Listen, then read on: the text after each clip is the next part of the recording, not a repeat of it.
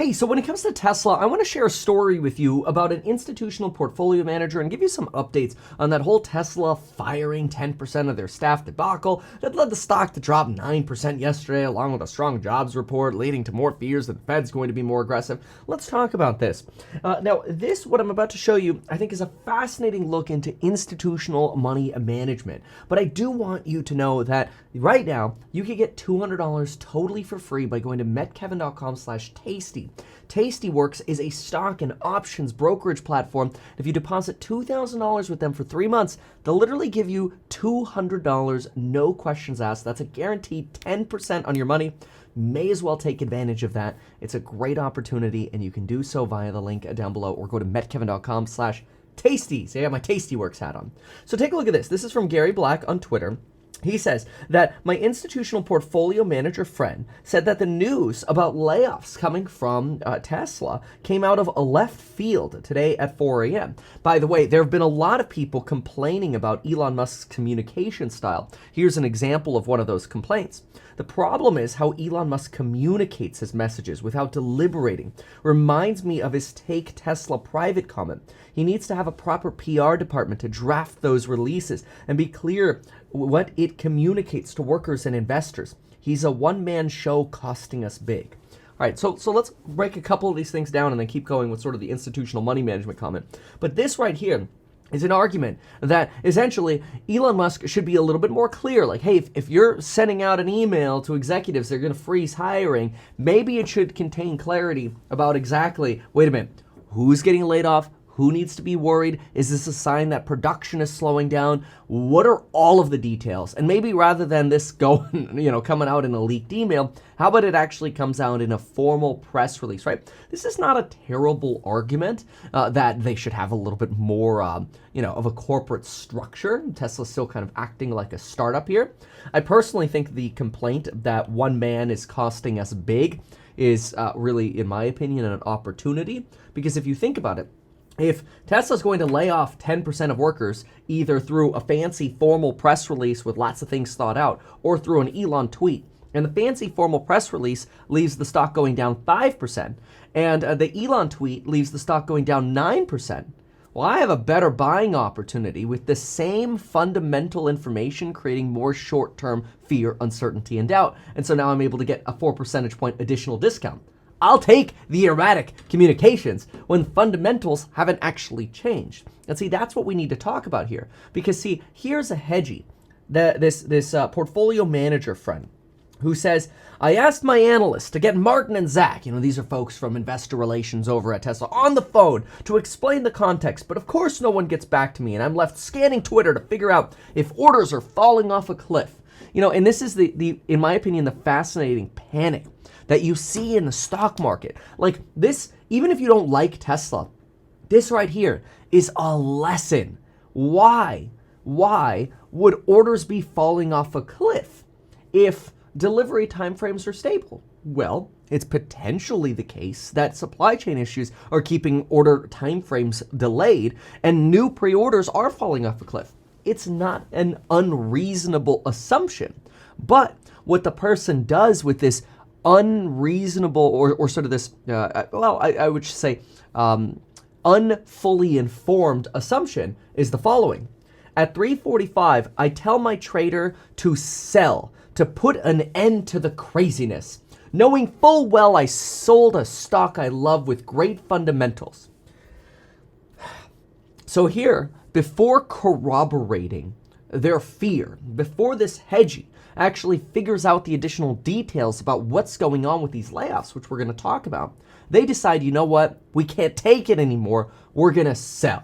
Now, hopefully, because I think that was a terrible decision, hopefully they're getting their free $200 with Tastyworks by going to metkevin.com/tasty. But in the meantime, they sell knowing that they sold a stock with great fundamentals on really straight up fear, uncertainty, doubt, and assumptions. Remember, when the email first came out, we were making a lot of assumptions. We're like, okay, what does this mean? Like, are there differences to orders? Who's actually getting laid off?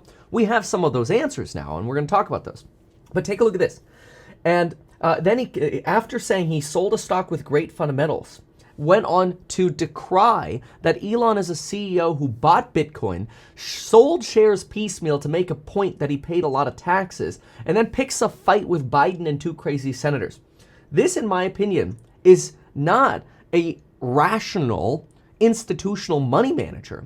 This reads like an emotional child. Now, I want to make it very clear, this is not Gary Black, right? Gary Black is talking about his friend. I think Gary Black is very reasoned.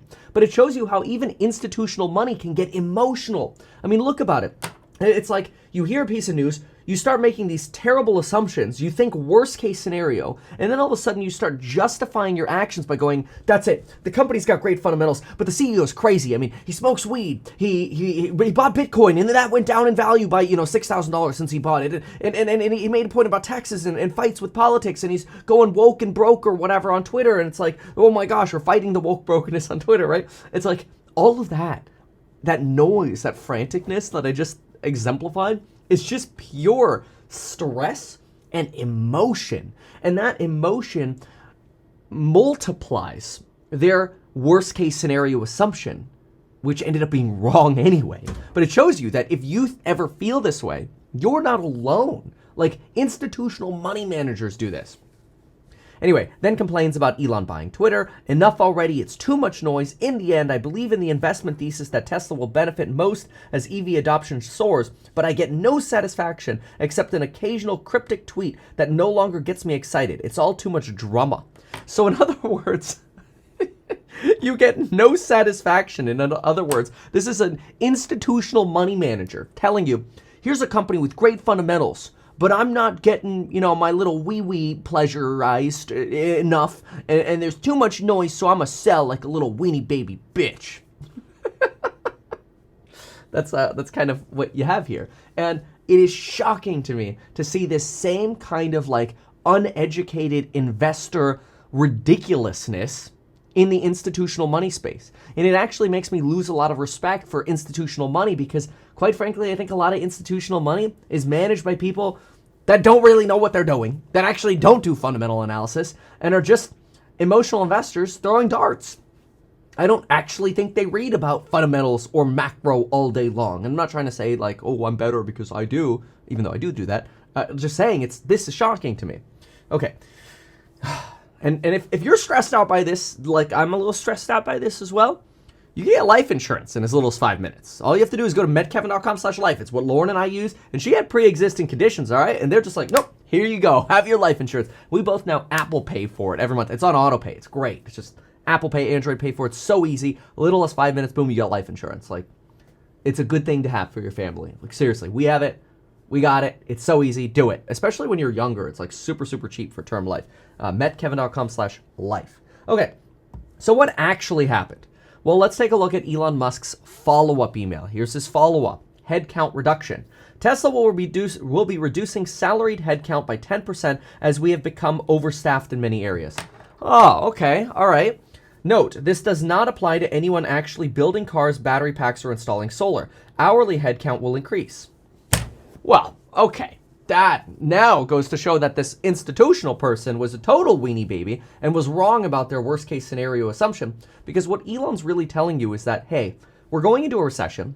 We're going to cut costs where we have too many people doing too little work. And oftentimes that could be in salaried positions like management, human resources, bookkeeping. If all of a sudden you have 3 bookkeepers, but the work could be done efficiently by 2, what do you need them for? I just lost 2 salaried staffers. And at first when I lost them, I'm like, oh my gosh, this is terrible. Now I'm like, crap, we're doing what 4 people used to do. What 5 people used to do, including me, with 3 people. And I'm like, damn, that just saved me, $400,000 to $500,000 a year. What does that do? Well, first of all, in a recession, it increases your ability to survive. But in addition to that, it also increases margin. It makes companies more efficient. It cuts the fat. That's a good thing. We're going to get some more color on cutting the fat in just a moment, too. Note, this does not apply to anyone actually building cars. Okay, so this turns on the head this assumption that, oh no, car production at Tesla must be plummeting. Hourly headcount will increase, which actually makes sense when you're ramping factories, right? Okay, take a look at this here. This I thought was very interesting. Oh, yeah. And a lot of people have been asking me for this. A lot of people have been asking, hey, like, is there a list where you have like your cameras or your gear or stuff that you like to use, stuff you like to buy or whatever? Yes, I've been updating it, and I'm going to update it some more as well today, so you can kind of check back to it every so often if you want. But honestly, go to metkevin.com/shop, and you can just see my little Amazon affiliate page there or whatever. And I just updated it, so it's got some fresh, cool things on there that I think you might like. But anyway, take a look at this. This is Ford's number of employees over time, and Rob from Tesla Daily posted this because Joe Biden obviously slammed Elon Musk for this cut here, and this has been Ford's employee trajectory, and this has been Tesla's employee trajectory. So it's kind of funny to hear Joe Biden slam Tesla when Ford is actually the one that has had the substantially declining headcount. And even after this 10% salary reduction or whatever, the workforce reduction of 10%, cutting mostly salary positions, Tesla's probably going to grow by next year. If we're at 100K right now, but we subtract 10K workers, and that's 10%, right? But then we hire 20K hourly, maybe these are the salary, these are the hourly.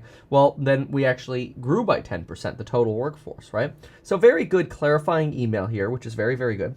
But this is another one that I thought was very fascinating. Gary Black spoke with some employees to get a little bit more color on what's going on.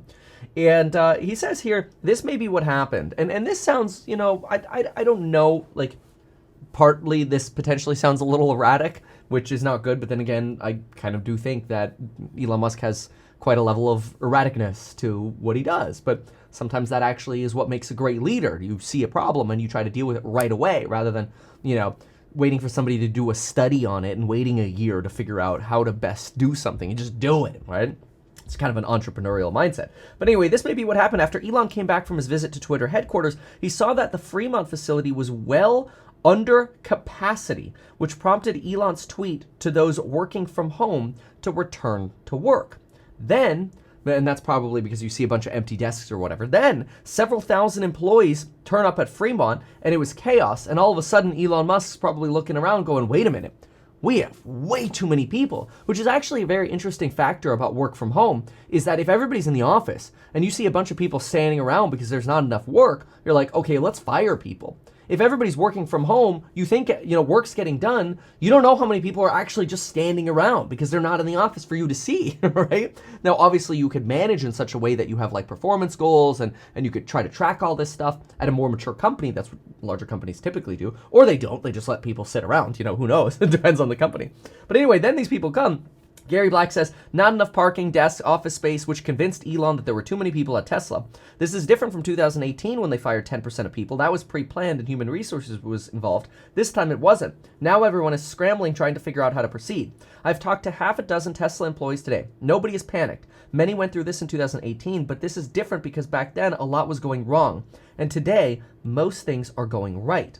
Almost all are supportive of Elon's directive that those work from home should go back to work at the office. Several worry about complacency and that the company has grown too fast.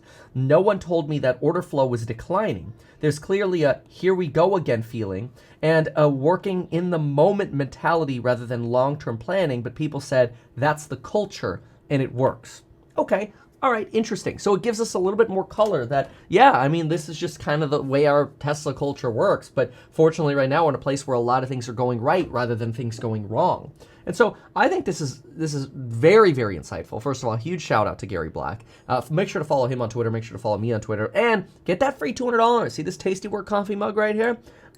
First of all, it's a really nice coffee mug, okay? It's like got that matted feel. But get that $200. It's literally 10%. Try them out, metkevin.com/tasty. And I think you'll love the fact that you're getting 10% back. And if you need to learn about options, holy smokes, you're going to get a whole lesson in options from Tastyworks because they have an amazing platform for options trading. Probably one of the best I've seen, especially with their collateral requirements. Very, very good. Just obviously, always be careful with options. Learn about options before you use them.